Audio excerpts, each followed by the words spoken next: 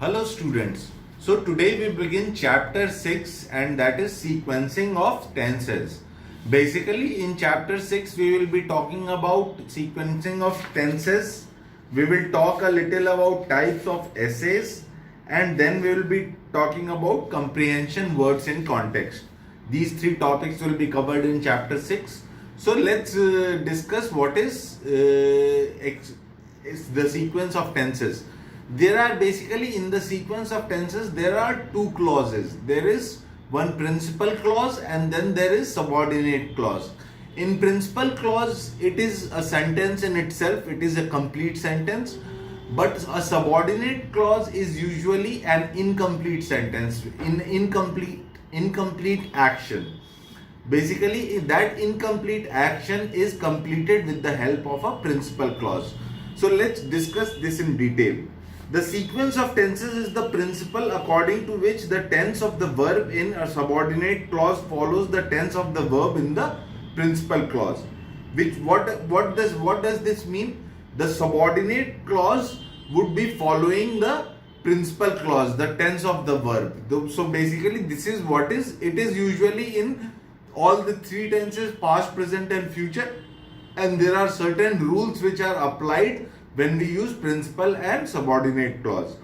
There are two main rules governing the sequence of tenses. We will be discussing about two main rules of it. So let's discuss rule 1. The past tense in the principal clause must be followed by a tense of the past time in the subordinate clause. If in the principal clause there is a past tense, then it must be followed by a subordinate clause in the past only. For example, here in the sentence, let's discuss the complete sentence first. He was telling us that he knew the secret of her friend. This is a complete sentence, but the principal clause is he was telling us. We break it into two parts. He was telling us, and after that he knew the secret of her friend is the subordinate clause. So he was telling us is the principal clause and that he knew the secret of her friend is the subordinate clause. Both the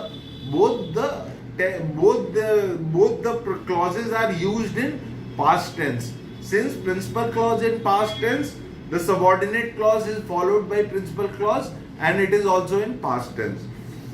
She told me that it had been raining for 2 hours. She told me is the principal clause and it had been raining for 2 hours is the subordinate clause. She knew that he would go to Calcutta. She knew is the principal clause. It is in itself a sentence. It is a complete sentence. She knew. You can put a full stop after it as well because it is a complete sentence. That he would go to Kolkata, then there is a subordinate clause added to it. There are some exceptions, however. There are, however, the following exceptions to this rule. A past tense in the principal clause may be followed by a present tense in the subordinate clause when the subordinate clause expresses some habitual or universal fact. If there is some universal fact or habitual things, something that is unnecessary, something that already exists, something that is defined earlier, universal fact is that, then the subordinate clause will be in present tense. It can be, for example, in the sentence our teacher said is the principal clause, that the earth revolves around the sun. You see that the earth revolves around the sun is in present tense. So this because it's a universal fact, then it is used as a present tense. That is the basically difference. That is the exception here. He learned from his experience that pride has a fall. Pride has a fall is a basically in present tense and it is basically a subordinate clause that is in present tense because it is an exception. This is some habitual or universal fact. The saint said that all men are mortal. This is a universal fact. All men are mortal. Everybody dies. Nobody is immortal.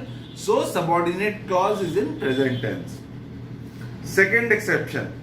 When the subordinate clause is introduced by some conjunction of comparison, example than, rule does not apply, rule 1 does not apply at all. Any tense can be followed by any tense.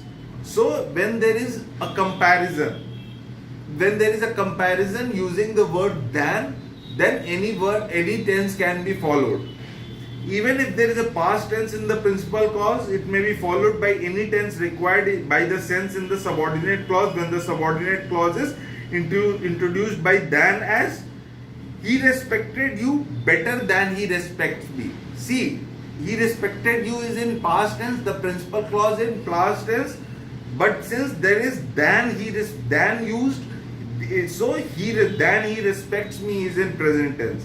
Similarly, he respects you better than he respected me. He respected you better than he respected me. So the rule does not apply here. So there are two exceptions. Remember these two exceptions very well. If the subordinate clause is a universal fact, it can be in present tense. And also if there is a comparison by than, if than word is used and there is comparison to it, then the following can be in any given sentence, any given tense. So let's note, if the comparison is expressed by as well as instead of than, then the same rule holds good. Even if there is than or as well as, the same rule would apply. It can take, subordinate clause can take any tense. They understood me as well as they understood him. They understand me as well as they understood him. They will understand me as they understood him.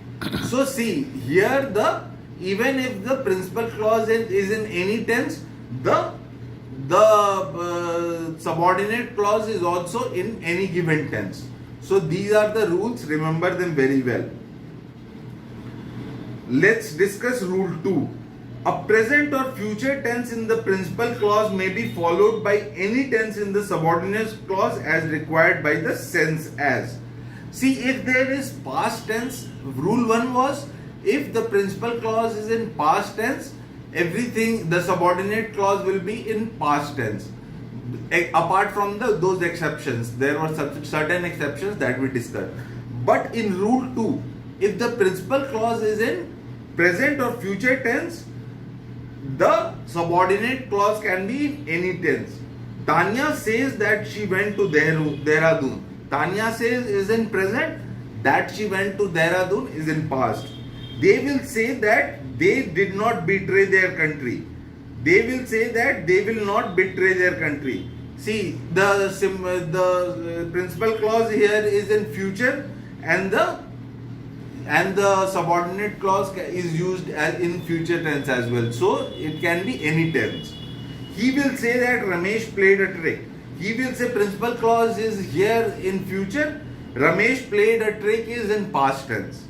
She will think that she worked hard. See, she will think is future, and think that she worked hard. That she worked hard is in past. So this is rule 2. Whenever a subordinate clause expresses purpose, the verb is always in present tense, even if the verb in the principal clause is present or future. Whenever if there is a purpose in it, the verb is always in present tense. This is the exception to rule 2. Whenever a subordinate clause would express purpose, its verb is always in the present tense. The verb will always be in the present tense, even if the verb in the principal clause is present or future. The subordinate clause verb will be in present tense, even if the principal clause is in present or future. For example, she works hard is present. That she may survive. Survive is the purpose. So purpose here is solved as she may survive in present tense. He eats well that he may live. Living is a purpose. Living is basically a purpose. We live, we survive. All these are purpose in life. He will go to Mumbai that he may attend the conference. Attending conference is again a purpose. There is some purpose related to it. That is, some work is going to be done. So he will go to Mumbai, even though it is future tense. that he may attend the conference will always be in present because it is a purpose that is to be sought. If the conjunction introducing the subordinate clause is less, the verb in the subordinate clause has should irrespective of the tense of the verb in principal clause. He is careful lest he should fall. He is careful that he may not fall. So these are, when there is lest, it should the tense of the in the principal clause irrespective of the tense, the verb has should in it when there is lest use. Second note, when a subordinate clause is introduced by as though or as if subordinate clause is introduced by as though or as if, the past tense is generally used to indicate present time and the past perfect to denote past time. She treats him as if he were her own son. See, so she treats him as if he were her own son. It is an example of it. He behaves as though it were nothing to be ashamed of. This is the second example of it. Okay, conditional sentences. In type 1 conditional sentences, the tense of the verb in principal clause is future and that of the verb in subordinate clause is present. If the sentence is conditional, that unless she apologizes, it is the condition, he will not meet her again. Principal clause is future and that of the verb of the subordinate clause is present.